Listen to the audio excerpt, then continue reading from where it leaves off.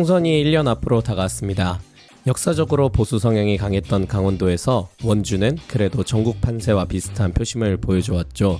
여야가 갑과 을을 나눠 갖고 있기도 하고요. 정권 지원론과 정권 견제론이 첨예하게 맞부딪힐 내년 총선을 각 당은 어떻게 준비하고 있을까요?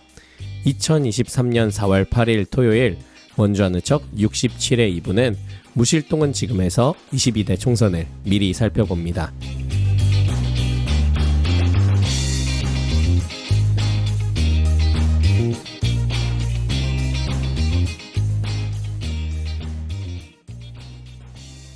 안녕하세요. 원주 하는 척 조국인 정원재입니다. 반갑습니다. 반갑습니다. 아니 국인 씨 그저 아주 목소리가 2부에서도 아주 투혼을 발휘하고 계시네요. 아, 약간 오히려 어깨도 쓰면 강해지듯이 감기도 목을 쓰면 쓸수록 물리칠 수 있다. 네. 성대도 네. 단련할 수 있다. 아 쉽지 않습니다. 네. 꼭, 차라리 그랬으면 좋겠고요. 네. 네, 어쨌든 아니면은 그 화강 반조라고 하나요? 아니 무슨 어쨌든 저희 총선이 벌써 1년 앞으로 다가왔어요. 그렇죠. 내년 4월 10일이라고 하더라고요. 네. 40 총선.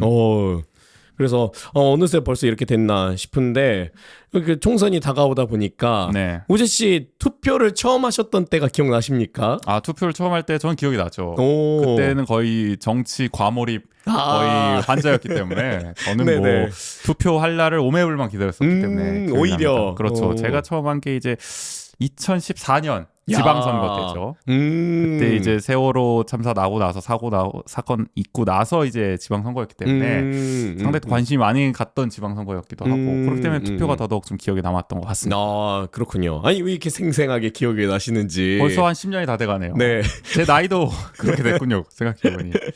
우재 씨가 이 정도인데. 그러니까요. 저는 기억이 나세요? 투표 하니까 너무 가물가물해서. 뭐 이회창 뽑으셨나? 누구? 자민련 뭐 이런데 뽑으시지 않았나? 김종필 총재. JP 찍으셨구나.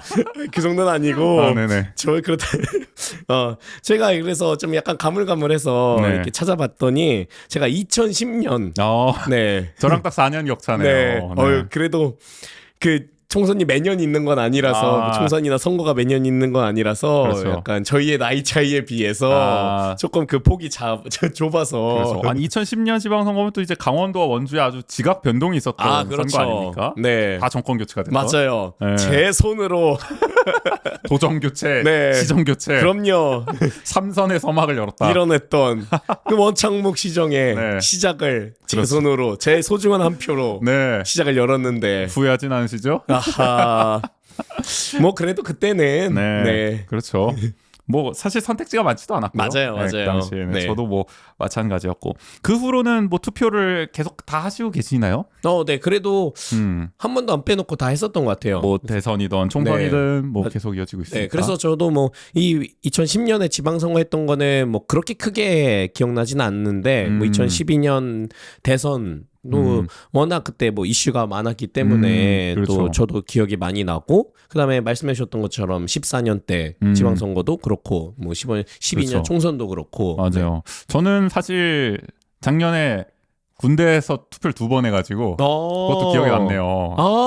저기 대통령 선거하고 3월에 6월에 또 이제 절묘하게 또 제가 저녁을 거의 코앞에 두고 이제 지방선거까지 하고 왔던 제가 막 개표 방송도 당직사가 몰래 막 보고 그랬는데 그래요? 생활관에서 그 정도는 뭐 맞아요. 그때 당직사가도 그렇게 많이 돌지 않아요. 그때는 이제 열심히 그래서 저도 이제 막 개표 보면서 그때 또 손에 땀을 쥐는 승부가 좀 있지 않았을까. 대선도 그렇고 맞아요. 지방선거도 그렇고 그런 걸 봤던 또 기억이 나고요. 네.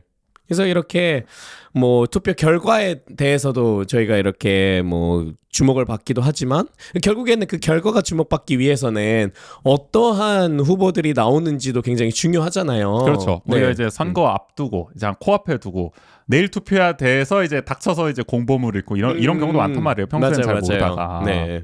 근데 그런 거보다는 저희가 1년 앞둔 이때 물론 뭐 당장의 결과를 저희가 예측하기는 어렵겠지만 그래도 어떠한 판세가 좀 예상되는지 이런 것들을 좀 미리 한번 알아본다면은 그 후보가 나왔을 때 조금 더 신중하게 뭐 살펴볼 수 있지 않을까. 저희가 오늘은 총선 특집을 한번 미리 살펴보면 어떨까 해서요. 네, 저희 오늘 원주 갑과 원주을 아주 자세하게 한번 네. 다뤄보도록 하겠습니다. 좋습니다.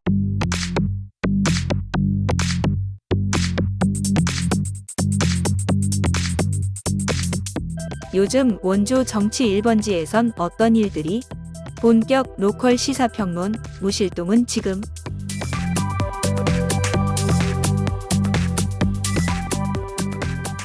그러면 먼저 저희 원주 갑 한번 살펴보도록 하겠습니다. 원주갑 특징. 네, 이제 원주 갑 같은 경우에는 이 지역들이 포함되어 있죠. 중앙동, 원인동, 일산동, 학성동, 단계동, 태장 1동, 태장 2동, 우산동, 무실동, 문마급, 호저면, 지정면, 불온면, 귀례면. 네. 인구는 이제 18만 7,459명입니다. 3월 기준 행정안전부 주민등록 인구 현황 에 따르면 그렇다는 거죠.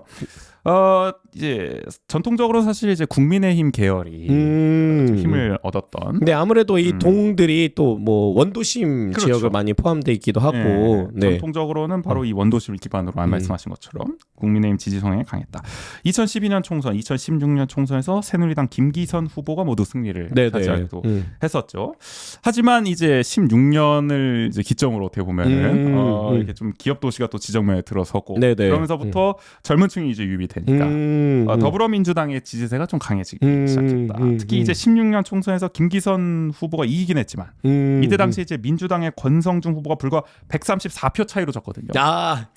이때 네. 이때 참 재미있는 에피소드가 하나 있는데. 그래요? 어떤 에피소드인가요? 이게 저희가 이 지방선거 이렇게 총선을 항상 하면은 제 고등학교 동창들과 항상 이 단톡방이 그 전에는 막 그렇게 활성화돼 있진 않은데 뭐 가끔 소식을 전하거나 이러는데 선거만 되면 그 되게 뜨거워져요. 이 단톡방이. 네. 다들 지금 원주 주소지도 아닌데 애양심들이 대단해서 그런지 몰라도 원주 정치 톡방이 돼버린 갑자기 그러면서 실시간으로 이 결과들을 같이 막 역전했다 막 아니다 뭐 어디 갔다 막 이러면서 저희 뭐 표현으로는 뭐 약속의 무실 뭐 약간 이런 표현을 쓰면서 뒤집어질 수 있는 투표함 그런 얘기를 하는데 이때도 되게 그게 뜨거웠어요. 그렇죠. 그러면서 이제 권성중 후보랑 막 이렇게 엎치락뒤치락 막 하던 때여서 근데 이제 막판에 됐을 때 어디였나요? 어디 언론사에서 권성중 후보 와 당선 인터뷰를 했어요. 맞아요. 네. 있었어요. 그래가지고 그게 딱 오면서 그러면 권성중 후보가 된 거 아니냐. 근데 뭐 이제 개표 그 홈페이지나 이런 데서는 김기선 후보의 우세나 이런 것들을 계속 점치고 있어가지고 이게 어떻게 된 거지? 하고 그런데 여기서 당선만 뺐다 되니까 이게 표나 아니면 무효 표나 이런 걸 검수하는 상황에서 뭔가 결과가 나온 것 같다 이렇게. 근데 알고 보니까 오히려 검수하기 전에 권성중 후보가 앞섰었고, 그렇죠. 이제 재검수하다 보니까 이제 김기선 후보가 이제 역전했던. 그렇죠. 이때 이제 또 제가 듣기로 선관위에서는 권성중 후보한테 이제 연락을 했다고 해요. 개표 91%가 2% 상황에서 그러니까 당선해도 될 것 같다. 뭐 축하나 이런 거. 그래서 꽃다발도 다 걸어주고 말이죠. 맞아요. 연합뉴스가 거기서 사진도 있어요. 막 만세 부르는 권성중 후보가 그거였던 것 같아요. 환호하는 권성중 후보 막 이러면서. 근데 이제 그 발표가 이제 잘못된 거죠. 선관위 연락이 알고 보면 뭐 잘못된 거였고 결국에는 뭐 김기선 후보가 이기는 거였죠. 그래가지고 근데 이때 그 선거구에 정의당 최석 후보가 또 나왔었어요. 맞아요. 근데 그래서 한 9점 몇 %인지 거의 10% 정도. 그거는 국민의당의 김수정 후보였을 거예요. 제3 후보가 김수정 후보도 나왔고 최석 후보도 나왔었거든요. 잠식이 됐다는 거죠. 네, 그래가지고 저희가 막 농담으로 권성중은 최석이 밉다 막. 아니 그래서 이것도 제가 한간에 들은 얘기인데 이 권성중 후보는 단일화가 급하지 않았겠습니까? 그렇죠. 김수정 후보, 최석 후보 뭐 이렇게 이제 다 만난 자리가 제가 알기로 있었다고 들었어요. 어디 국밥집인가에서 그 단일화 좀 해줘라. 근데 김수정 후보는 안 하려는 거야. 그래서 야 그러면 차라리 최석 후보 밀어주자. 정의당으로 단일화하자. 이러니까 권성중 후보가 그 뒤로는 뭐 단일화 논의 안 하는 걸로 뭐 했다. 뭐 이런 얘기가 돌기도 했어요. 지역 정가에서는 뭐 사실인지 아닌지 모르겠지만 결국 단일화는 안 됐었고 말씀하신 것처럼 표 분열로 한다. 어쨌든 그래서 134표 차에서 전국에서 세 번째로 적은 표 차여서 또 화제가 되기도 했었어요. 네네네. 그리고 2020년 총선에서 이제 민주당의 이제 이광재 후보가 뭐 나와가지고 사실 싱거운 승부가 예측이 됐었고요. 무소속 권성중 후보가 이제 독자 출마를 했었죠. 이제 네, 당을 네. 탈당해가지고 맞아요. 9.26%를 권 후보가 득표했음에도 이광재 후보가 7.4%포인트 차 2위와의 격차로 또 이겼습니다.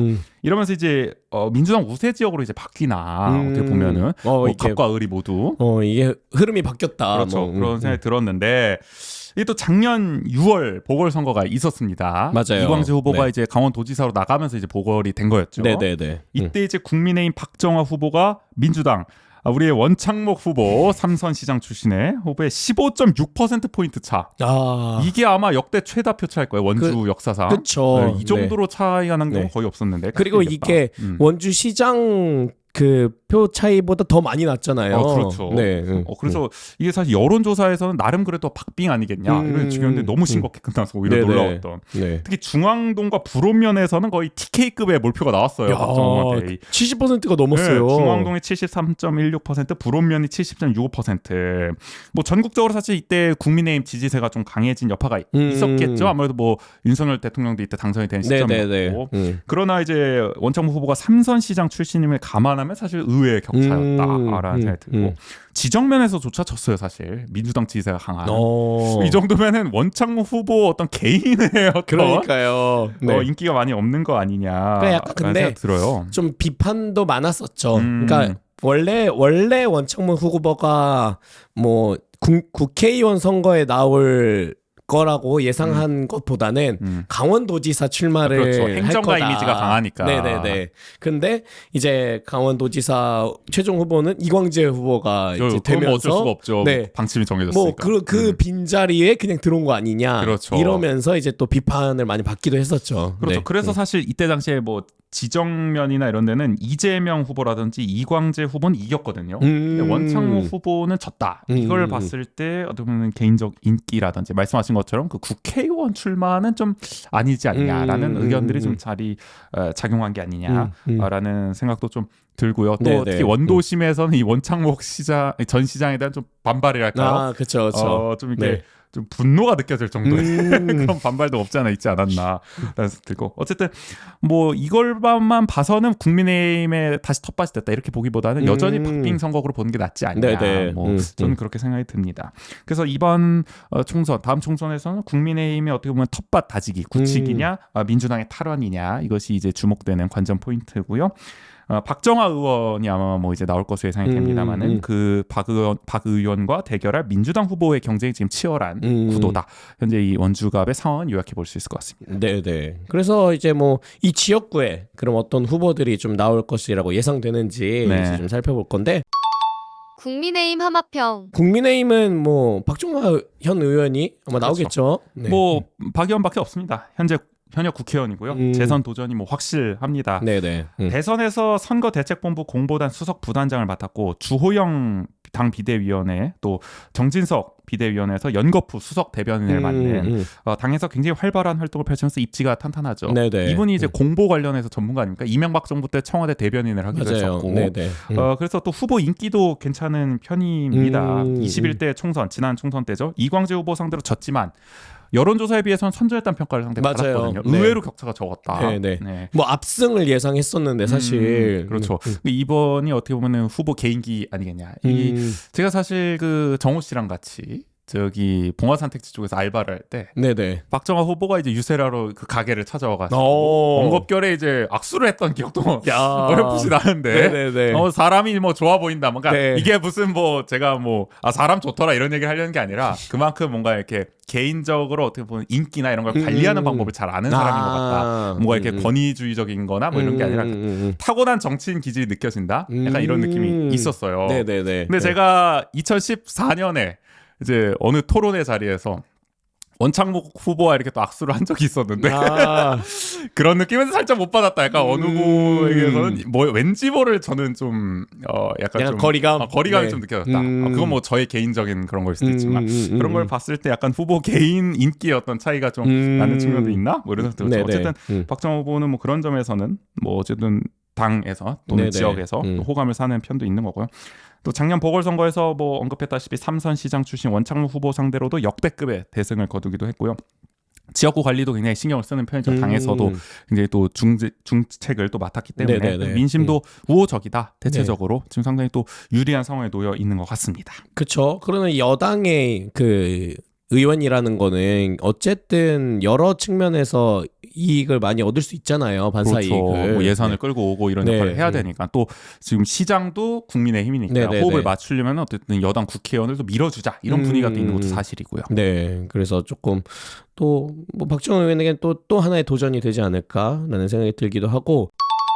더불어민주당 하마평. 이에 맞설. 그리고 더불어민주당에선 이제 선수가 참 많습니다. 네, 지금 뭐 자천 타천 지금 한 7명 정도를 제가 뽑아봤습니다. 지역에서 돌고 있는. 네, 첫 번째로는 역시 가장 유력한 사람은 우리 원창목 전 원주시장이다. 지금은 민주당 원주갑 지역위원장을 맡고 있죠. 네네. 일단 삼선시장 출신이라는 것이 이제 무게감이 있는 거 사실이에요. 어쨌든 당연히. 네네.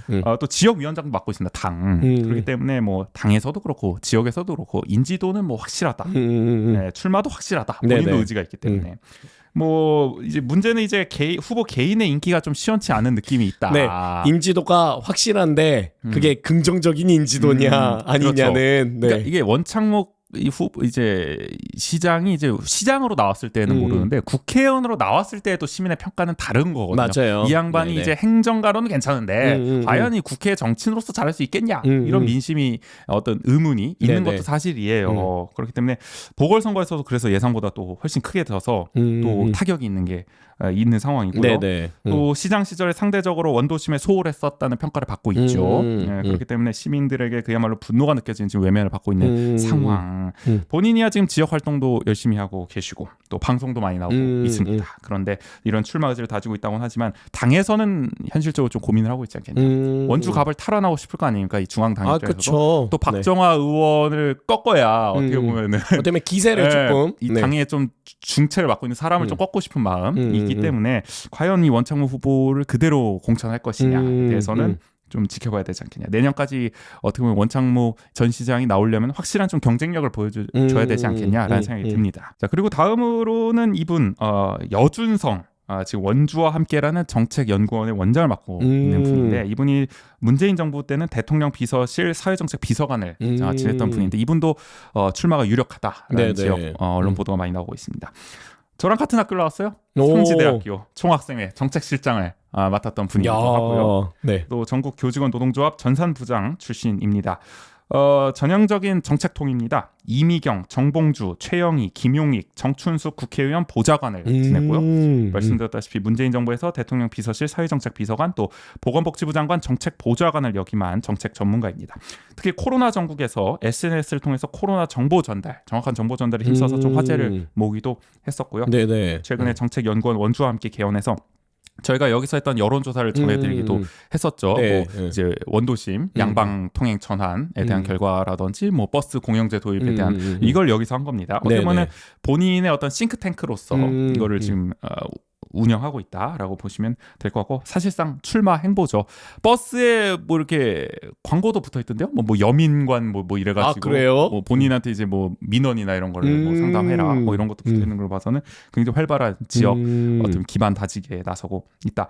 결국에는 이제 본인의 강점이 뭡니까? 정책 아니겠습니까? 이런 걸 살려서 시민들의 마음을 움직일 정책을 얼마나 잘 내놓느냐가 앞으로 이제 총선 출마 또 공천을 받는데 관건이 되지 않겠냐라는 생각이 듭니다. 네, 근데 약간 뭐 원창무 시장과 비교했을 때는 그런 오히려 전국적인 차원에서의 행보의 강점은 있지만 지역에서 인지도가 높지 않다라는 점 그런 부분들이 조금 뭐 단점이 될 수도 있지 않을까. 아무래도 지역당 활동은 이제 시작하는 단계니까 그러니까 이게 아무래도 뭐 오히려 국회 쪽과는 연이 많을 수도 있죠. 보좌관도 많이 했고 또 중앙부처에서도 일을 했으니까 그래서 국회로 가선 정말 일을 잘할 수 있는 분인데 그 국회 가기까지 과연 지역에서 민심을 얻을 수 있을 거냐. 결국에는 어떻게 보면 시민들이 전략적으로 생각을 해줘야 되는 거죠.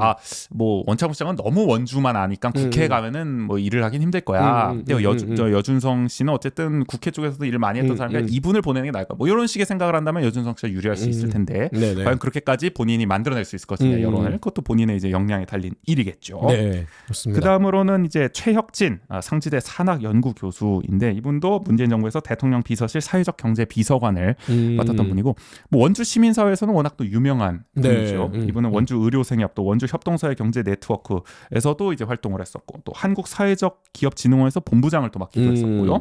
이렇게 사회적 경제 분야에서 역량과 경험을 쌓아서 문재인 정부 뭐 사회적 경제 비서관까지 지낸 그야말로 사회적 경제 또 뭐 협동조합 네. 전문가다. 이렇게 보시면 될 것 같고 작년 민주당 원주시장 후보 경선에도 참여를 했었습니다.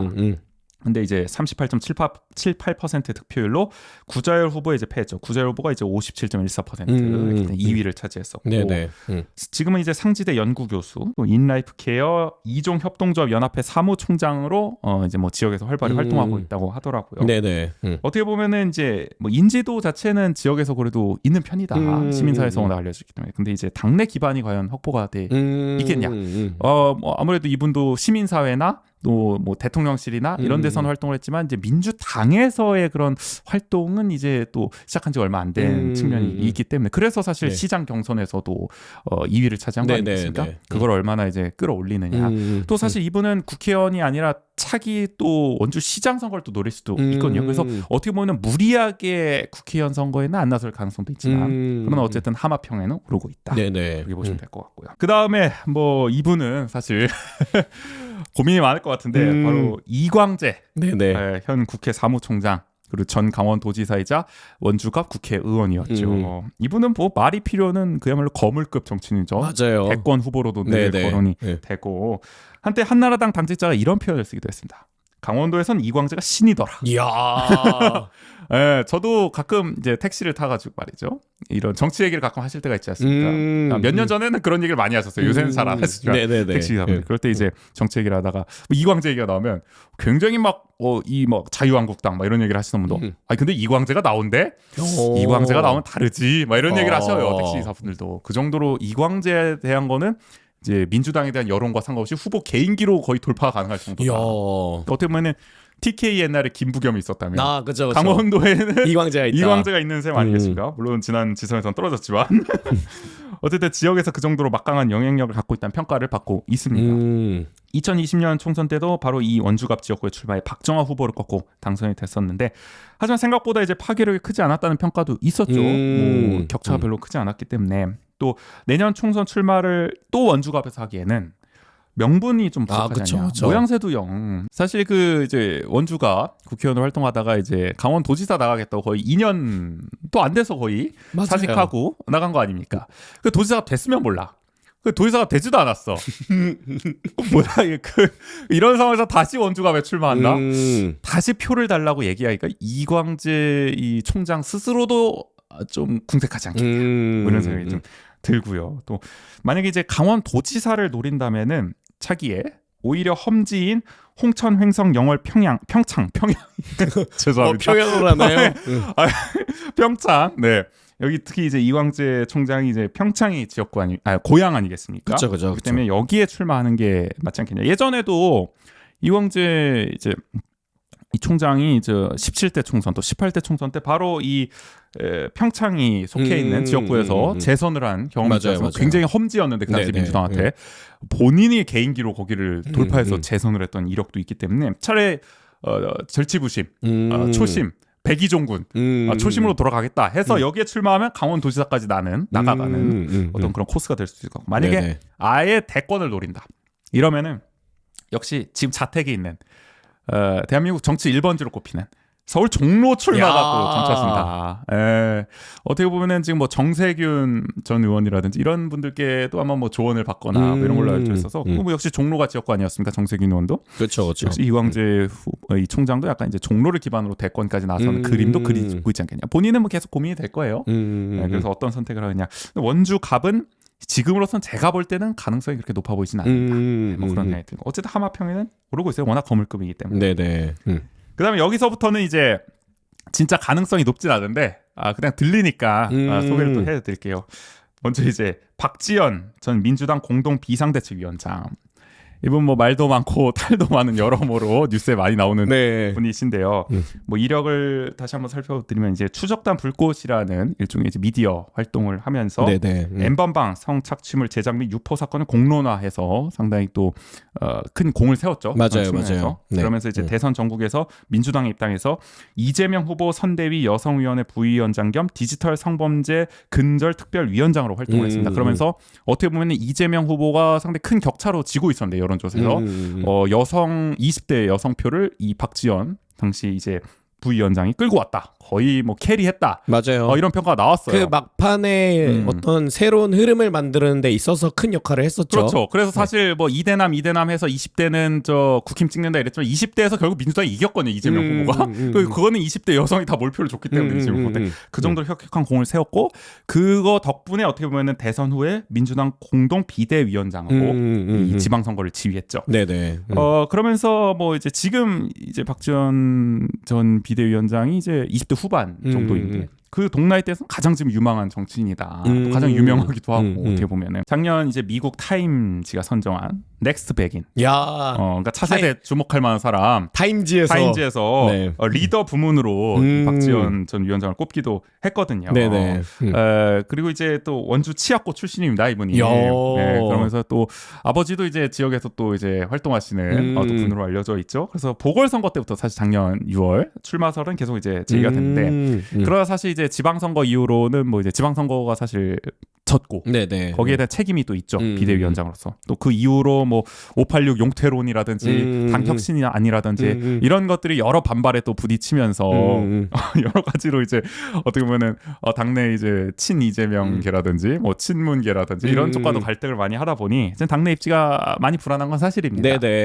그리고 원래부터 이 분이 민주당원이 아니었잖아요. 맞아요. 가뜩이나 지지 기반이 약한 상황에서 그냥 비대위원장이 된 건데 어떻게 보면 외부 인사 영입 같은 느낌으로 그렇기 때문에 이제 만들어가는 단계이기 때문에 당장 내년에 출마를 할 때 원주로 출마하기 특히 또 어렵지 않겠냐. 명분은 있죠. 뭐 내가 고향에서 시작해 보겠다. 왜냐면 이분이 지역구가 지금 정해진 건 아니기 때문에. 그러나 현실적으로는 좀 본인이 생각할 때도 원주는 좀 어렵다고 보지 않겠냐. 그래서 한간에서는 이제 서울 서대문갑이나 이런 쪽 출마가 유력하지 않겠냐. 그쪽에 그래도 뭐 본인이 뭐 거주 중인지 모르겠지만 뭐 그런 쪽에 활동 기반이 있다고 알려져 있어서 뭐 그런 어쨌든 지금 뭐 요새 전국 순회 행보도 하고 계시고 여러 가지로 몸풀고 계시긴 한데 어디로 선택할지는 뭐 아직은 모르겠다. 어떻게 보면은 딱 약간 이 총선을 1년 앞둔 시점에서 어떻게 이제 좀 기지개를 편다 그럴까요? 그렇죠. 그러면서 이제 출판 기념회도 하시고 약간 차세대 리더인데 뭐 다르게 해석해 보자면은 전형적인 정치인의 행보를 밟고 계시는 게 아닌가. 근데 어쨌든 이 박지원 전 비대위원장이 역량과 경험을 분명히 쌓아야 되는. 그러니까 이분이 갖고 있는 어떤 좋은 뭐랄까 지금 자질, 이미지 이런 거는 있잖아요. 어떻게 보면 한국 사회 문제라고 할 수 있는 어떤 뭐 여성들이 갖고 있는 성차별 문제, 뭐 이런 문제, 성평등 문제 이런 거에 대한 어떤 아이코닉함을 갖고 있는 분이기 때문에 그런 점을 어떻게 본인이 활용을 해가지고 정말 이것을 정치적으로 본인을 위해서든 정말 한국 사회를 위해서든 활용할 수 있는 그런 정치인이 될 것이냐가 앞으로 지금의 담금질에서 이제 시작되는 거거든요. 그런 과정을 좀 잘 하시면 좋을 것 같고 원주에 이제 무리하게 이제 출마할지는 모르겠지만 그런 것도 한번 지켜볼 대목이다. 개인적으로는 좀 관심 있게 지켜본 정치인 중 한 명입니다. 그 다음으로는 이제 권인숙 국회의원. 이분도 하마평에 오르고 있어요. 이분은 뭐 노동운동가, 한 학생운동가 이제 활동하다가 이제 부천 경찰서 성고문 이제 피해를 당한 뒤로 여기에 이제 맞서 싸우면서 이제 여성 문제를 또 깊이 공부하시기도 하시고 또 대표적인 여성학자로 또 오랫동안 활동을 하셨죠. 뭐 사실 한국 이제 여성학계에서 이제 권인숙 이 의원이 쓴 책도 굉장히 이제 교과서적으로 많이 읽히기도 하고 권위가 있는 분이고 또 문재인 정부 시절에는 한국 여성정책연구원장을 또 지내기도 했습니다. 여기는 이제 그 여성정책 싱크탱크죠. 이제 거의 국책연구기관이라고 볼 수 있는. 또 2020년 총선에서는 더불어 시민당 비례대표 3번으로 국회에 입성했습니다. 이때는 사실 이제 위성 정당이었기 때문에 논란이 좀 있긴 했어요. 어쨌든 이 덕에 지금은 국회의원으로 활동을 하면서 여성 정책 전문가로 역량과 경험을 국회에서 발휘하고 있습니다. 현재는 국회 여성가족위원장을 또 맡고 있고요. 이분이 원주여고 출신입니다. 야, 여기서 연결 지점이. 그렇죠. 그래서 이분이 이제 비례대표이기 때문에 내년 총선은 지역구로 돌파해야 되지 않겠습니까? 그래서 지역구 출마하면은 고향인 어떻게 보면은 원주로 나오지 않겠냐라는 이제 의견이 나오고 있는 상황이에요. 네네. 그런데 역시 이분은 가뜩이나 비례대표인 상황인데 지지 기반이 없지 않습니까? 당내 기반도 없고 지역 기반도 없어요. 그러니까 네네.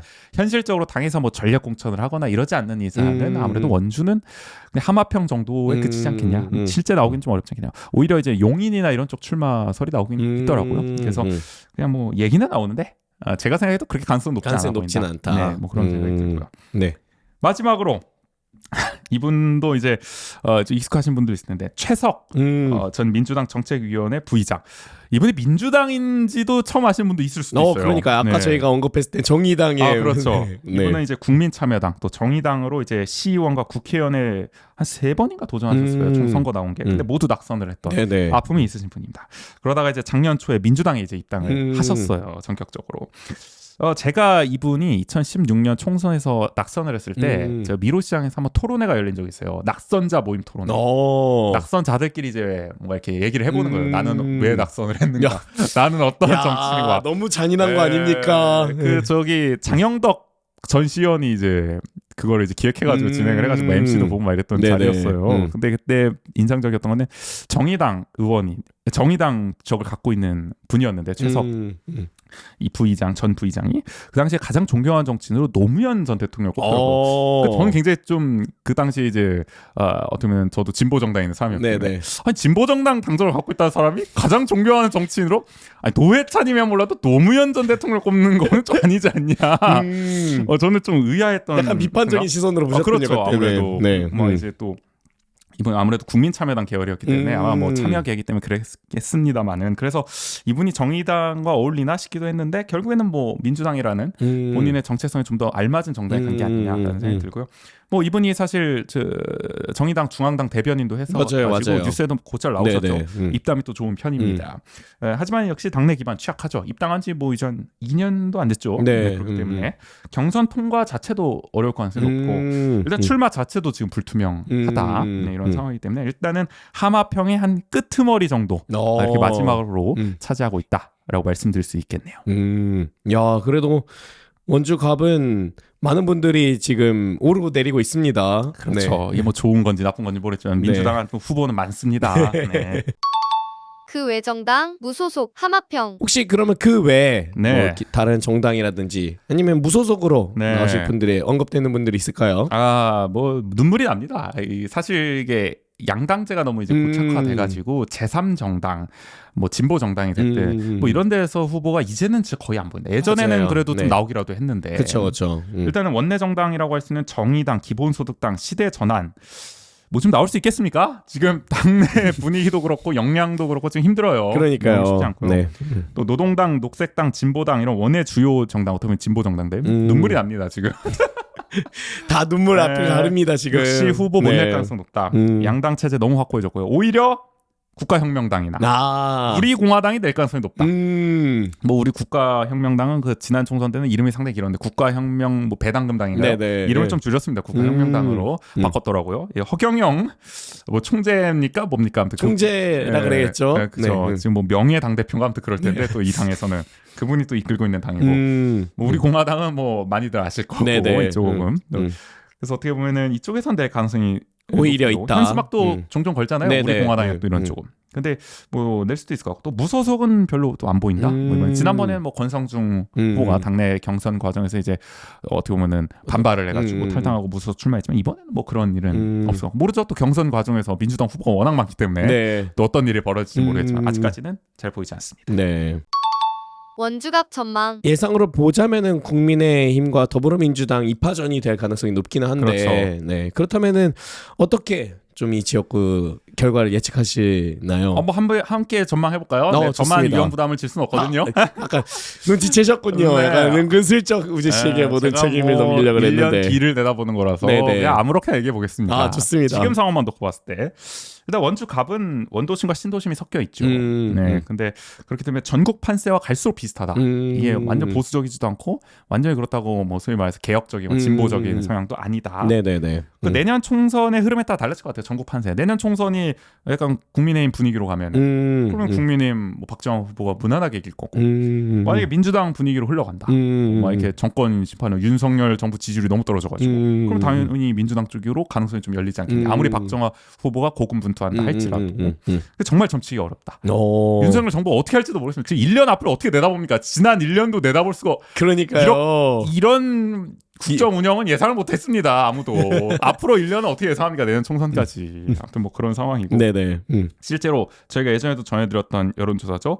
원주신문이 이제 한국갤럽에 의뢰해서 실시했던 여론조사 전해드렸잖아요. 이때 원주갑 같은 경우는 이제 정권 지원론이 정권 견제론보다 이제 불과 1%포인트 차로 앞섰었거든요. 그러니까 정권 지원론 44.4%, 견제론이 43.4%. 인용한 여론조사는 한국갤럽 조사응보소가 원주신문 의뢰를 받아 2023년 2월 27일과 28일 이틀간 만 18세 이상 원주 시민 1,002명을 대상으로 휴대전화 가상번호를 이용한 전화 인터뷰 조사 방식으로 진행했고 표본 오차 95% 신뢰 수준에 최대 허용 오차 플러스 마이너스 3.1%포인트, 응답 비율은 9.6%를 기록했습니다. 자세한 내용은 중앙선거 여론조사심의위원회 홈페이지를 참고하시기 바랍니다.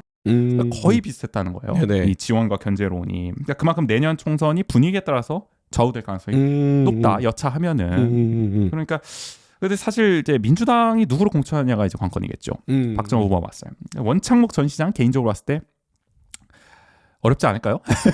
저도 그럴 것 같아요. 네. 그러니까 이 결과가 뭐 그런 전국 판세와 또 이어지겠지만 저는 민주당의 후보가 누구냐에 따라서 결과가 조금 정말 모르게 가냐 아니면 만약에 원창목 전 시장이 이제 후보로 나온다면은 저는 결과는 쉽게 예측하지 그렇죠. 가능하지 않을까. 개인적으로는 사실 뭐 이런 말씀 드려도 될지 모르겠지만 원창목 전 시장은 시장이 딱이다.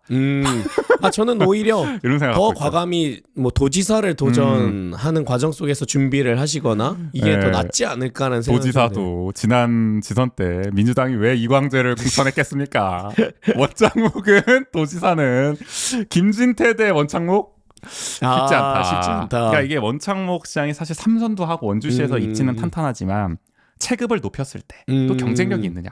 이상하게 이게 뭐가 저 사람 말하면 체급을 높여도 잘 될 것 같아. 이런 느낌을 과연 유권자들한테 주고 있는 그런 건 아닌 것 같다는 느낌이 지금은 보여요. 오히려 원주시장의 이미지가 너무 강해가지고 그렇죠. 원주시의 행정가로서는 정말 탁월하다라고 시민들은 평가하지만 강원도 전체 아니면 또 국회에 가서 중앙 정치를 이 사람이 이거에 대해서는 사실 아직까지 의구심을 풀지 못하고 있고 내년 총선까지도 남은 기간이 얼마 안 되기 때문에 이걸 풀기가 좀 쉽지 않을 것 같다. 네네네. 지난 보궐선거 때 결과가 그걸 말해주고 있는 거고요. 맞아요. 네. 그러나 아이러니하게도 지역위원장을 맡고 있기 때문에 지금 가장 유리한 상황이죠. 공천에 있어서.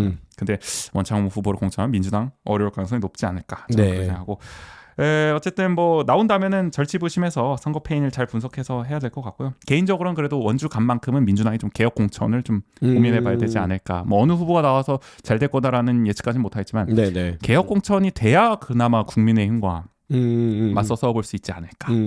원창목 전 시장이 나오면은 이건 뭐 새로운 얼굴도 아니고 뭐 유권자들은 좀 실증, 좀 식상하다. 아니면 오히려 그 개인에 대한 반발심이 더 큰 영향이 있기 때문에 그렇죠. 원도심의 반발을 어떻게 누구로 틀 거냐 이거는 쉽지 않아요. 민주당에서 아마 중앙당도 그런 걸 예의주시하면서 판단하지 않을까라는 생각. 그래서 뭐 어떻게 예측을 해야 되지 결론은? 그러니까요. 저는 현재로서는 국민의힘이 유리하다고 봅니다. 박정환 후보가 아무래도 현역 프리미엄이 있고 그래서 이대로만 가면은 윤석열 정부가 어떻게 하는지 모르겠지만 지금 이 상황에서 놓고 보면 박정환 후보가 유리한데 다만 이제 윤석열 정부의 실책이 이어지고 민주당이 개혁 공천에 성공한다면 그럼 민주당으로 갈 수 있다. 이 지역구는 또 지정면이라든지 이런 신도심이 또 몰표를 줄 가능성이 있기 때문에 민주당 쪽으로. 그리고 또 무실동 같은 경우에도 또 전통적으로는 조금 더 그렇죠. 무실동도 있죠. 진보 성향의 또 그 선거의 흐름을 또 보여주고 있기 때문에 그렇죠. 항상 이 원주시는 무실동에서 뒤집어진 경우가 많았거든요. 그래서 제가 얘기하지 않았습니까? 약속의 무실이라고. 그렇죠. 그렇기 때문에 그런 걸 감안한다면 아마 국민의힘도 안심할 수는 없네요. 그러니까 양측 다 전력을 쏟아야 돼요. 여기. 맞아요. 그런 모습을 보여주는 당에 아마 표를 주지 않을까. 그렇게 생각됩니다. 원주을 특징. 원주 을에 대해서도 한번 같이 살펴보죠. 자, 원주 을의 일단 현황을 보면은 여기에는 이제 개운동, 명륜일동, 명륜이동, 단구동, 봉산동, 행구동, 반곡관설동, 소초면, 흥원면, 판부면, 신림면이 포함되어 있죠. 17만 3,348명이 지금 주민등록돼 있습니다. 네네. 여기는 사실 특징이 간단해요. 사실상 지금 민주당의 텃밭화되고 있다. 약간 뭐 소위 말해서 저기 갑이 약간 TK에 가까웠다. 이렇게 본다면 여기는 지금 호남에 가까워지고 있다. 거의 유권자의 표심이. 네. 그렇게 보시면 될 것 같고, 강원도 전체로 보더라도 민주당 지지세가 가장 강한 지역구다라고 보면 될 것 같습니다. 강원 원주 혁신 도시가 있기 때문이죠. 네네. 여기를 중심으로 한 친민주, 특히 친민주를 넘어서 반국민의힘 성향이 또 강한 게 느껴져요. 여론조사나 이런 걸 보더라도. 특히 40, 50 여기가 또 민주당 지지세가 또 강한 세대 아닙니까? 여기가 또 많이 거주하고 있고요. 혁신도시 쪽에. 2016년 총선에서 민주당 송기현 후보가 민주당 후보로는 강원도에서 유일하게 이긴 지역구가 또 이 원주 을입니다. 네, 이게 앞서 소개해드렸던 권성준 후보의 아쉬운 그 결과와 또 비교돼서 그렇죠. 크게 화제가 됐었죠. 그래도 원주을은 이겼다. 이런 느낌이었고요. 여기서부터 시작이 돼서 2020년 총선에서는 이 송기현 후보가 10.7% 차로 또 여유 있게 이기는 모습. 그러면서 이제 재선에 성공했고요. 반곡 관설동은 특히 이 강원도에서 가장 민주당 지지세가 뚜렷한 지역구입니다. 거듭 말씀드리지만 대선 때도 민주당 이재명 후보가 이겼습니다. 강원도에서 이재명 후보는 상당히 많은 지역구 다 졌죠. 근데 원주에서 는 이었습니다. 이 반곡 관설동에서는 또 지방선거 때도 민주당 이광재 후보와 구자열 후보가 역시 반곡 관설동에서는 이겼습니다. 그러니까 전체에선 저도 반곡 관설동은 민주당을 찍는다. 어쨌든 민주당에 대한 확고한 충성적인 지지세가 있는 곳이다. 거의 약간 저의 한 표 여기 들어간 걸까요? 저도 앞으로 여기서 투표하게 될 텐데, 가히 민주당 텃밭이라고 이제 불러도 좋을 정도의. 민주당 텃밭이 계속 늘어나고 있습니다. 그러니까요. 이렇게 되고 있네요. 그렇다고 뭐 저희가 민주당을 이번에도 찍을 거라는 보장은 없지만 그렇게 말씀하시면 더 오해를 삽니다. 그러니까요. 현상 분석만 하고 있는 겁니다. 그런 거고요. 원주 갑과는 반대 상황입니다. 어떻게 보면 거울에 비치는데. 지금 사실 험지가 됐죠. 국민의힘 입장에서는 그렇긴 합니다만 어쨌든 이 확고한 송기현 의원에 맞서서 대결할 이 국민의힘의 후보 굉장히 이제 경쟁이 치열합니다. 이게 어떻게 보면 역시나 갑과는 반대되는 상황이네요. 현역과 싸울 이제 반대당의 후보들이 굉장히 지금 소위 말해서 난립하고 있다라는 느낌인데요. 국민의힘 하마평. 국민의힘 아마 후보로 하마평에 오르는 분들이 많을 것 같은데 어떤 분들이 조금 있을까요? 일단 먼저 권희중 변호사가 지금 뽑히고 있습니다. 이 권희중 변호사 저기 이제 사무실 이름 많이 보신 분도 계실 거예요. 이분이 어디지? 무실동인가? 정확히 기억이 안 나는데 뭐 거기 가다 보면은 이제 뭐 보이기도 하고 이랬던 것 같은데 이분 이제 이름 들어보신 분들도 꽤 계실 것 같은데 2016년 총선에서 민주당 후보로 출마한 우리 권성중 지금 변호사의 친동생입니다. 그래요? 이분이. 그래서 사법시험 이제 42회 때 이제 2000년인데 이때 나란히 형제가 합격을 해가지고 원주 지역사회에서 이제 화제가 되기도 했었어요, 제가. 그래서 권희중 변호사도 이제 정치 욕심이 있는 모양입니다. 좀 몸을 풀고 있다는 소식이 이제 지역 언론을 통해서 나오고 있고, 형의 전철을 밟지 않고자 지역 지지 기반 다지기에 좀 주력 중이다.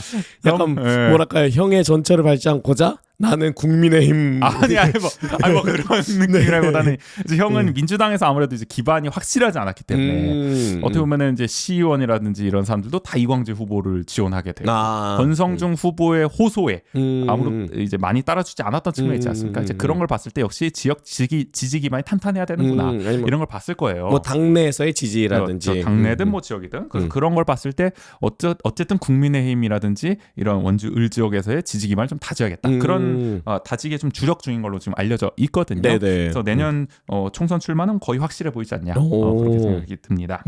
그 다음으로는 이제 박동수 변호사. 이분은 뭐 저희도 많이 원주한 쪽에서 언급을 많이 했던 분이죠. 뭐 작년 저희 지방선거 이후에 또 많이 등장하시기도 했었죠. 그렇죠. 지금 이제 원주시 번영 회장으로 지역 언론에 많이 등장하고 계신데 강원도청 이전 문제라든지 뭐 고속터미널 증발 위기 이런 거에 대해서도 이제 지역 현안 같은 데서 적극적으로 목소리를 높이는 분입니다.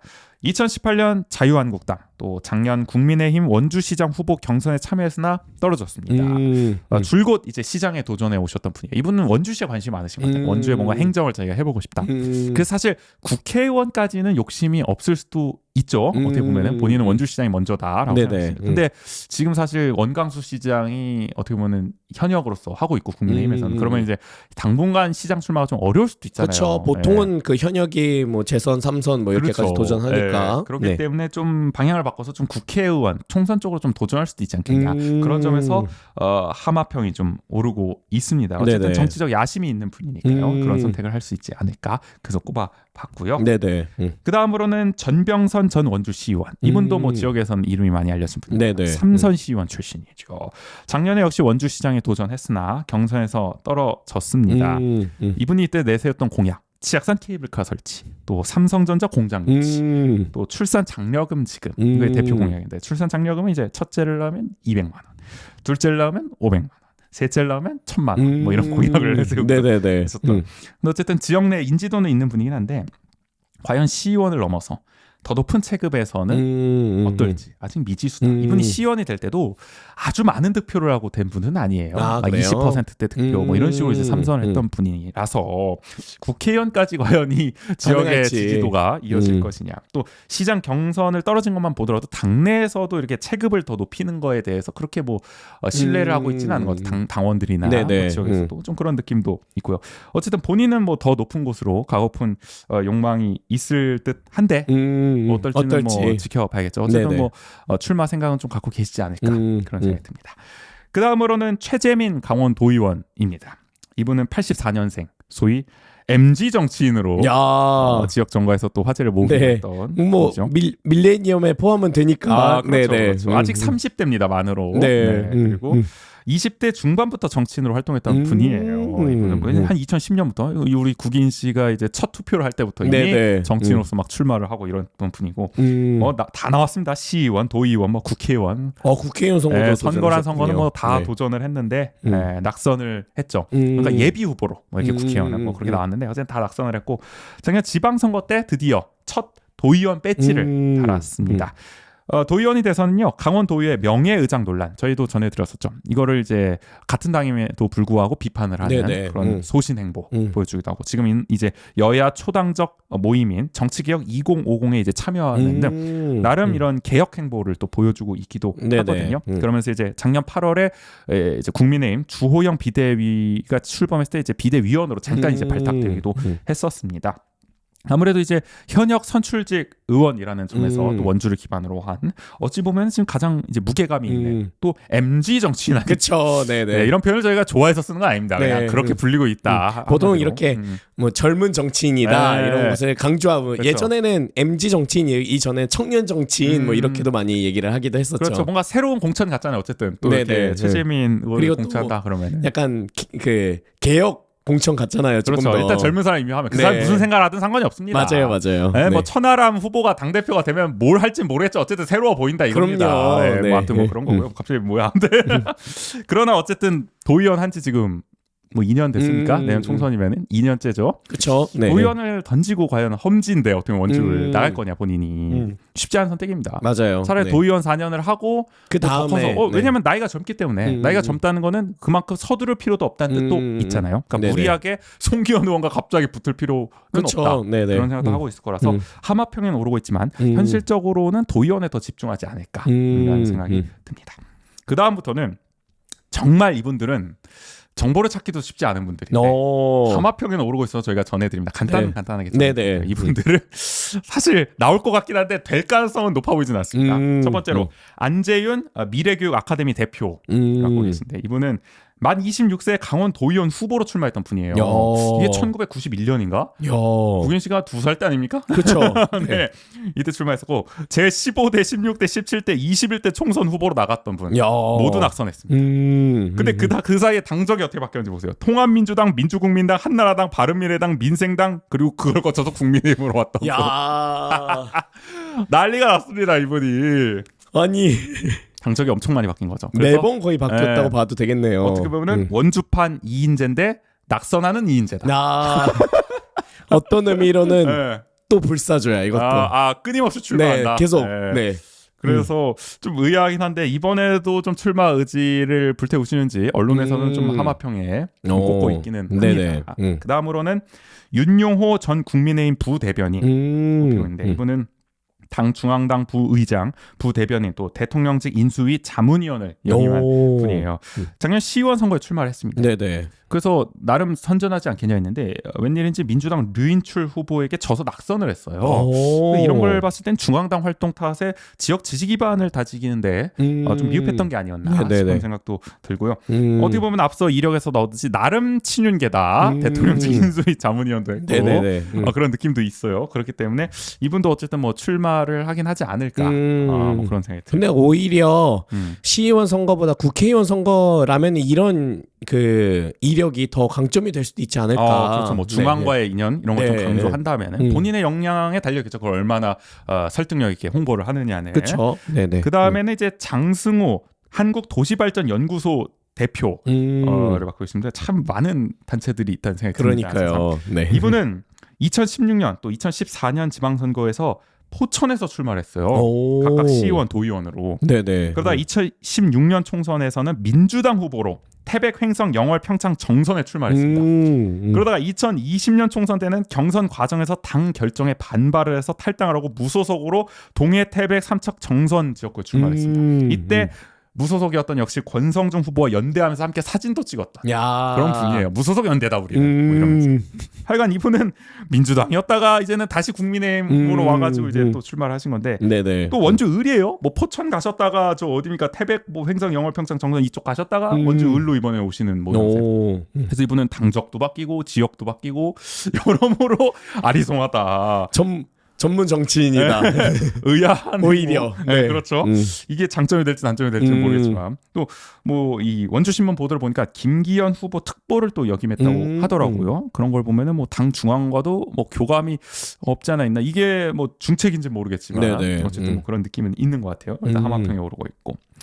그다음에 여기서부터는 진짜 가능성이 별로 없어 보이긴 하는데 만약에 비상 상황이다. 비상이다 지금 원주을이 국민의힘. 그럴 때 웃자노 역까지 왔는데 이럴 때 차출할 수 있는 사람입니다. 진짜 말 그대로 차출. 네, 차출. 역까지 왔는데 어떡하냐. 꼭 나와야 된다. 관료 두 분이 계십니다. 첫 번째로 김한섭 기획재정부 예산실장.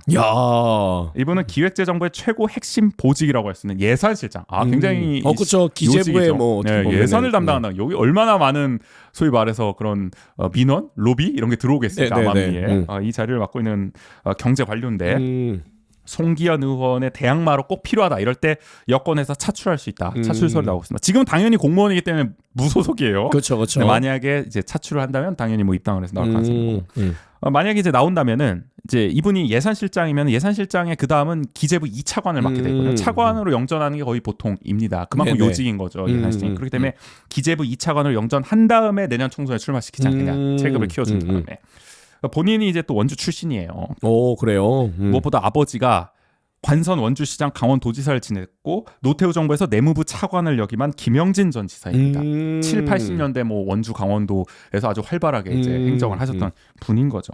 본인은 당연히 지금 출마 뜻이 없다고 단호하게 얘기하고 그렇죠.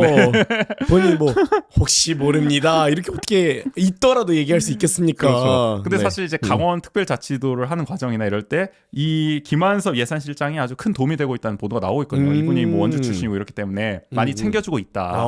예산실장으로서. 그렇기 때문에 본인은 지금 안 나온다고 하지만 시민들이 부른다면 뭐 그런 말 하지 않습니까? 저는 정치 뜻이 없었지만 시민들이 불러서 나왔습니다. 뭐 이럴 수도 있다. 또 당이 나가라고 할 수도 있고 정부에서. 뭐 어쨌든 지금은 출마 가능성은 상당히 낮아 보이지만 정말 만약에 국민의힘 급하다 생각했을 때는 나올 가능성도 있다. 자, 그 다음으로는 이분은 더 가능성이 낮지만 하마평에 오르는 분. 김승호 인사혁신처장입니다. 이분은 원주고 출신. 또 이 선배님. 동문이에요. 네네. 행정 관료입니다. 차관급인 현재 인사혁신처장을 맡고 있죠. 그러니까 인사 쪽에서는 아주 전문가다. 김한섭 실장과 마찬가지로 송기현 의원의 대항마로 여권에서 차출설이 나오고 있습니다. 본인은 당연히 출마도 없다고 역시 말하고 있다고 알려졌는데 역시 김 실장과 마찬가지로 출마 가능성은 상당히 낮다. 그러나 비상 상황일 때는 모른다. 이렇게 요약해 볼 수가 있을 것 같습니다. 마지막으로 이분은 히든 카드? 뭐라 불러야 될까요? 최후의 보르? 그렇죠. 네. 자, 이강우 전 국회의원. 뭐 이분은 뭐 유명하죠. 원래 국민의힘 원주 의뢰 터주 대감입니다. 맞습니다. 네. 2012년 총선에서 승리해서 국회의원을 하기도 했었던 분이고요. 그때도 아마 상대가 그 송기현 의원이었던 걸로 알고 있는데 송기현 후보와 3번 붙었습니다. 네네. 근데 1승 2패. 현재 연패 중이다. 네네. 갈수록 득표율 격차가 또 벌어지는 모양새. 어떻게 보면 이 지역구의 상황도 녹록치 않고 본인 네네. 개인의 어떤 경쟁력도 지금 떨어지고 있는 상황이긴 한데 그러나 여전히 뭐 국회의원 했던 분이니까 파괴력은 있는 분입니다. 네네. 참고로 이분은 탄핵 정국에서는 새누리당을 비난한 후에 바른정당으로 이적했다가 10개월 뒤에 번복하고 복당했던 분이기도 하거든요. 네, 네. 어쨌든 뭐 이런 이력이 있는 분이다. 자, 작년 원주시장 출마했었습니다. 경선에서 컷오프 됐죠. 거기에 반발해서 탈당해서 무소속 출마하겠다 해가지고 맞아요. 원광수 캠프를 아주 긴장하게 네. 만들었습니다. 네. 이거 이제 난리 난다 이거. 네. 큰일 난다 했는데 결국 선거 앞두고 사퇴를 후보 하면서 사퇴, 네. 사실상 뭐 밀어준 느낌이 됐죠. 본인은 아니라고 했지만 원광수 시장을 밀어준 느낌. 그런데 지난 전당대회를 앞두고 복당했다고 하더라고요. 그래요? 네, 그러니까 이분이 복당이 안 될 줄 알았는데 왜냐면 단결적으로 불복해서 탈당한 사람이니까. 근데 뭐 거의 1년도 안 돼서 복당이 허용이 됐다. 그래서 여러 말이 나오고 있죠. 결국 원주를 다시 이강수에게 맡기려는 거 아니냐. 그건 아니라고 합니다만은 당에선 그렇게 얘기하지만 혹시 모르죠. 사실 원광수 후보, 원광수 지금 시장 그리고 김진태 도지사의 공약인 삼성 반도체 공장 유치 공약의 원조입니다. 그래요? 이강우 후보가 먼저 내세웠어요. 그걸 이제 원광수 당시 후보, 김진태 후보도 이제 받아가지고 한 모양새가 됐다고 지금 알려져 있거든요. 네네. 그렇기 때문에 어떻게 보면은 자기가 이제 좀 이런 걸 내세워 볼 수도 있고 또 중량감도 있는 여권 후보이기 때문에 여러모로 뭐 유리한 지점도 있긴 합니다만은 뭐 말씀드린 것처럼 당 결정에 불복한 전력이 있기 때문에 공천을 받기는 좀 쉽지 않지 않겠냐. 다른 후보들이 많이 반발하지 않겠습니까? 아니 우리가 지역에서 당을 위해서 이렇게 열심히 했는데 저 사람은 탈당했다가 돌아온 사람인데 공천을 주냐? 뭐 이런 가능성도 있기 때문에. 근데 또 한편으로는 앞서 말씀하셨던 것처럼 복당을 그럼 결정한 이유가 무엇이냐? 그렇죠. 또 받아주기도 했기 때문에 당에서. 그리고 또 앞서 말씀드린 후보들의 경쟁력이 지금 솔직히 말해서 쉽지 않단 말이에요. 네네네. 특히 원주을이 지금 당협위원장도 지금 선정을 못 하고 있어요. 계속 공석이 계속 선정하려고 그랬는데 다 떨어뜨리고 있어요. 지금 중앙당에서 그러니까 선임을 못 할 정도로 지금 사람이 없다. 경쟁력을 갖춘 사람이 없다. 그렇게 했을 땐 결국 베테랑 어떻게 보면 정치인인 이강우에게 다시 구원투수 지금 맡길 수도 있다. 그래도 어쨌든 1승 2패지만 그렇죠. 그러면 그 정도의 경쟁력은 있다는 거잖아요. 그렇죠. 그 상대방으로서의. 그렇죠. 네. 어떻게 보면 스토리텔링 하나 더 할 수도 있고 이번에 1승 2패지만 이기면 2승 2패 된다. 그렇죠. 네. 그렇기 때문에 마지막 불꽃을 좀 태우는 차원에서 출마 가능성도 있긴 한데 어쨌든 국민의힘으로서는 좀 후보 선택이 녹록지가 않다. 경쟁력이 떨어지는 후보들이 많기 때문에 그래서 좀 이 후보들의 날림을 어떻게 정리할지가 좀 관건일 것 같습니다. 네. 어떻게 보면은 앞서 원주갑 더불어민주당보다 더 많은 후보가 있는 것 같은 느낌이. 그렇죠. 오히려 민주당은 그래도 후보 경쟁력들은 꽤 괜찮은 편들이 많아서 뭐 비교하자면 행복한 고민일 수도 있는데 여기는 그냥 고민이다. 행복하진 않고 별로 참 골치 아픈 고민이다. 그런 생각이 오히려 들어요. 어떻게 보면은 되게 의외의 인물이 등장할 수도 있을. 그럴 수도 있겠네요. 아직 1년이니까 갑자기 뭐 인재 영입을 해가지고 더 전략 공천을 머릿속에 몇 분이 갑자기 떠오르긴 하는데 뭐 그거는 뭐 나중에 한번 얘기해보고요. 좋습니다. 더불어민주당 하마평. 어쨌든 이렇게 좀 후보를 고심하게 만드는 더불어민주당의 지금 현 국회의원인 송기현 의원이 있지 않겠습니까? 송기현 의원은 뭐 현역 재선 의원으로 아주 뭐 탄탄한 지지 기반을 사실 갖고 있다는 평가를 받고 있죠. 3선 도전이 뭐 확실합니다. 초선 때 송기현 의원은 법사위 야당 간사로 TV에도 많이 나왔습니다. 중추조 역할을 맡았죠. 맞아요. 이 당시. 그리고 재선 지금에서는 이제 예결위원회를 맡으면서 국비 유치라든지 이런 지역구 챙기기에 굉장히 성공하고 있다는 평가를 받고 있죠. 특히 이 여당의 공약임에도 불구하고 이 삼성 반도체 공장 유치를 위해서도 힘쓰고 있거든요. 그러니까 지역 현안에 있어서는 여야를 따지지 않겠다, 협력하겠다 이런 태도를 보이고 있어서 오히려 좀 더 유권자들한테 좀 우호적인 이미지를 쌓고 있는 것 같기도 해요. 근데 그러면서도 어떻게 보면은 뭐 재선 의원이지만 초선 때부터 시작해서 민주당 내에서도 중앙당 내에서도 좀 많은 역할들을 맡고 있었잖아요. 그렇죠. 그다음에 이제 최근에 저 이재명 대표 이제 체포 동의안 저기 뭐 거의 뭐 부결하고 뭐 이런 사태 때 약간 송기현 의원이 그 좀 가담한 거 아니냐 찬성 쪽으로 뭐 이런 뭐 유인물이라 그런가요? 그런 게 인터넷에 좀 뿌려지게 해서 송기현 이름 언급까지 나온 의원 이름까지. 근데 솔직히 거기 명단에 거의 웬만하면 다 들어가 있던데. 맞아요. 네. 어쨌든 뭐 당내 이제 아주 강경파들 사이에서는 좀 그런 얘기도 있지만 그래도 뭐 당내 기반은 탄탄하죠. 뭐 문제 이런 뭐 구설수나 이런 거에 오른 것도 별로 없기 맞아요. 때문에. 네네. 그리고 지금도 매일 원주에서 국회로 출퇴근을 하고 있다고 해요. 그 정도로 지역 활동에 아주 열심히 하고 있다. 그러니까 이 국회 자고로 지역 국회의원이라면 그 지역을 항상 챙겨야 된다. 지역에서 항상 호흡해야 된다. 이런 신념을 좀 갖고 있는 분인 것 같더라고요. 그러니까 뭐 본인 평판도 괜찮고 지역구도 많이 유리하죠. 야당은 지금 뭐 후보조차 지금 못 고를 정도로 지금 경쟁력이 지금 떨어지는 상황이니까. 그래서 어떻게 보면은 이런 꿈을 그리고 있지 않겠습니까? 다음 총선 때 3선 배지를 달고 3선이면 이제 뭘 해야겠습니까? 바로 이제 원내대표를 해야죠. 원내대표까지 한번 노려보는 그림을 정치적으로 좀 그려보고 있지 않을까라는 생각이 들어서. 아니 그리고 이게 그 국회의원 사무실도 시립도서관 그 사거리에 있어가지고 이게 되게 눈에 잘 띄어요. 그러니까 이분이 실제로 그 사무실에 매일 계시는지는 모르겠지만 어쨌든 지나다니면서 계속 눈에 띄니까 그런 것들도 또 인지도에 있어서도 또 중요한 역할을 하지 않을까. 그래서 뭔가 열심히 하고 있다라는 뭐 그게 실제가 그랬든 이미지가 그랬든 어쨌든 시민들한테는 각인하고 있는 건 분명한 것 같아요. 여론조사상으로도 송기현 의원은 굉장히 우호적으로 많이 나오고 있으니까요. 맞습니다.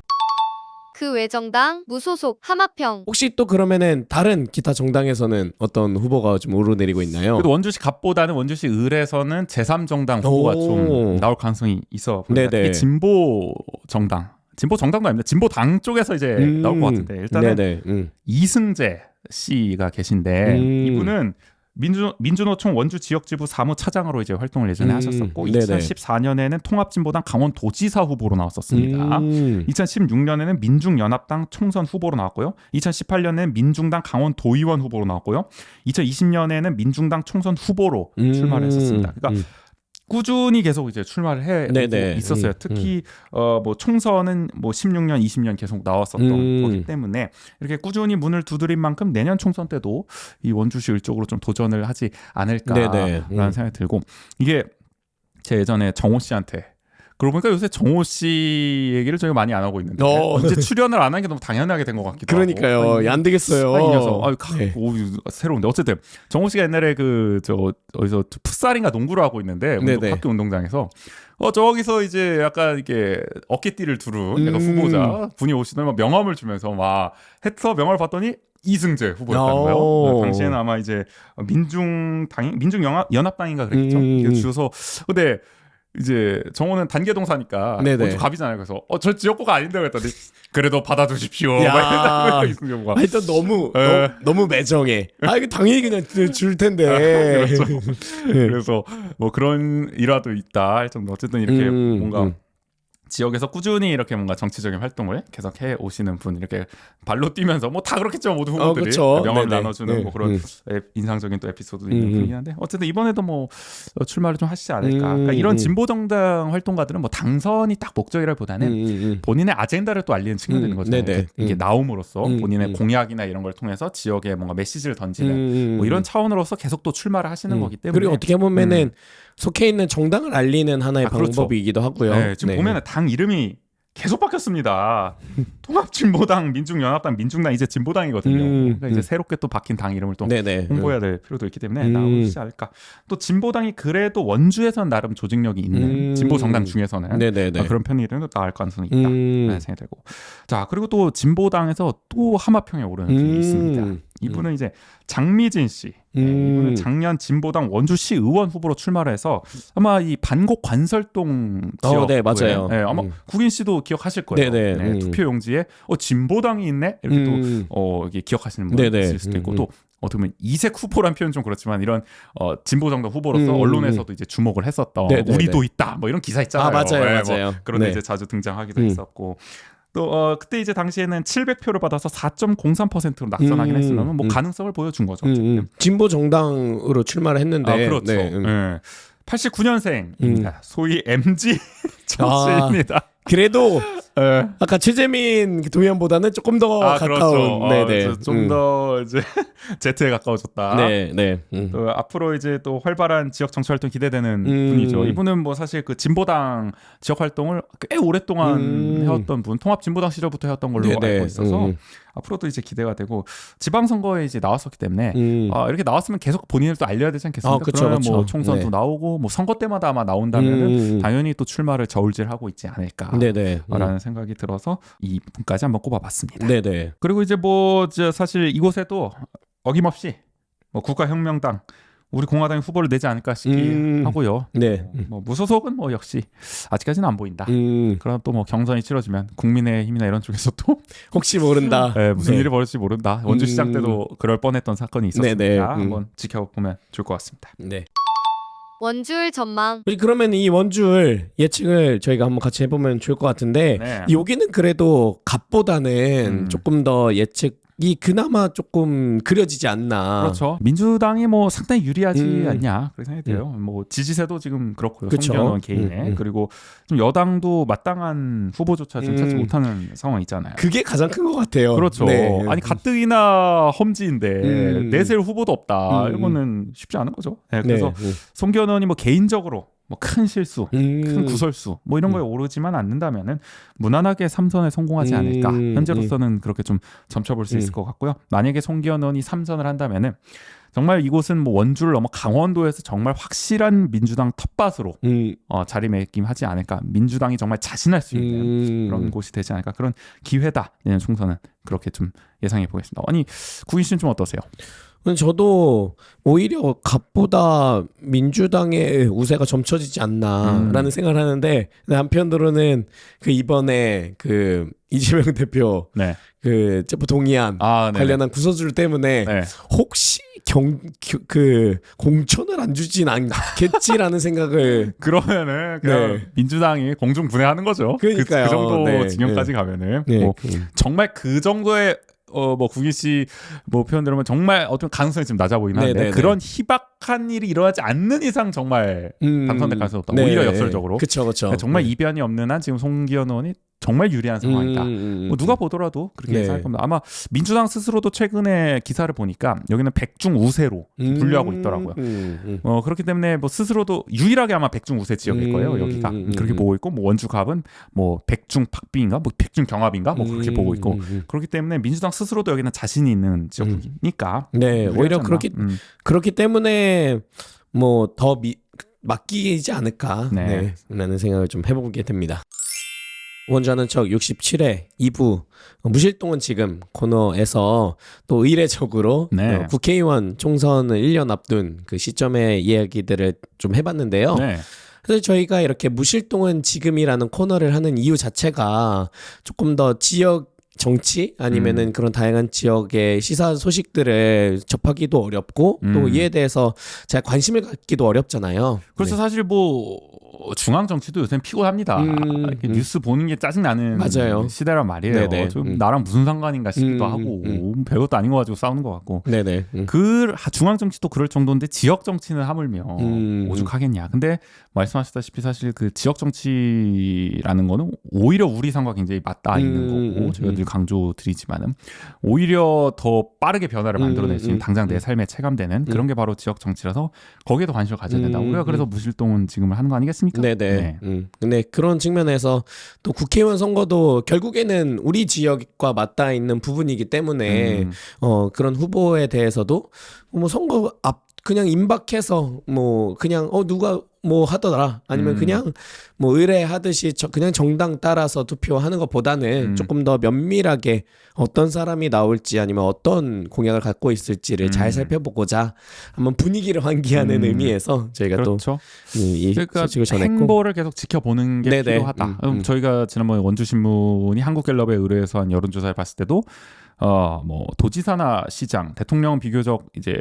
잘하고 있다, 잘못하고 있다를 잘 고르시는데 국회의원 같은 경우에는 모르겠다라는 의견이 굉장히 높게 나왔다고 말씀을 드렸었잖아요. 그런 걸 봤을 때 어쨌든 관심을 좀 계속 가지면서 네네. 어떤 활동을 하고 있는지 이런 거를 우리가 계속 지켜보는 차원에서 네. 오늘 방송을 또 토대로 한번 살펴보시는 것도 좋을 것 같습니다. 네. 그래서 앞으로도 저희가 또 관련된 소식은 계속 전해드릴 예정이니까요. 또 저희 방송도 같이 관심을 가지고 들어주시면 감사하겠습니다. 네. 지금까지 진행해 조우긴 정은지였습니다. 모두 안녕.